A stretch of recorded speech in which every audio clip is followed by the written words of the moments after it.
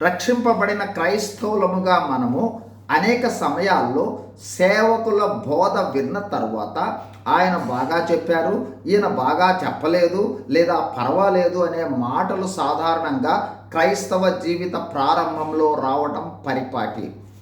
అయితే అనుభవం పెరుగుతూ ఉన్న కొద్దీ మనము గమనించవలసినది, మాట్లాడేది బోధకుడు కాదు, దేవుడు. విడుదల అయ్యేవి బోధకుని మాటలు కాదు, దేవుని వాక్యము, దేవుని మాటలు అని గ్రహించాలి. బోధకుడు మాట్లాడుచున్నాడు అంటే దేవుడు మాట్లాడుచున్నాడనే అనుభవంతో, దేవుడు నాతో ఏమి మాట్లాడబోతూ ఉన్నాడు, ఏమి సరిచేసుకోవాలనే గ్రహింపు కలిగి వినాలి తప్ప బోధకుని బోధ అంచనా వేయటం కొరకు కాదు మనము వాక్యము వద్దకు వచ్చేది. ఇప్పుడు జాగ్రత్తగా గమనించండి, మాట్లాడేది సేవకుడా, దేవుడా? మనం బోధకుని విమర్శిస్తున్నామంటే బోధకుని విమర్శిస్తున్నామా లేదా దేవునిని విమర్శిస్తున్నామా?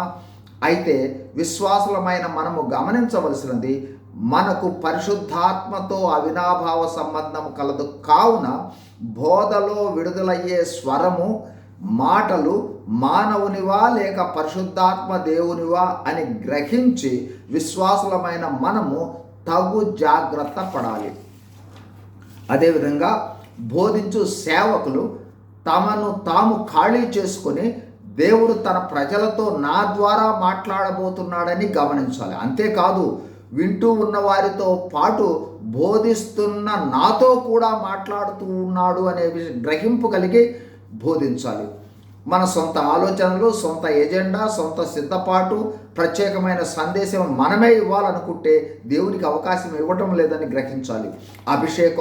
అభిషేకము కొరకు ప్రార్థించి వాక్యము దేవుని వద్ద నుండి పొందుకొని అభిషేకముతో దేవుని పరిచర్య చేయాలి.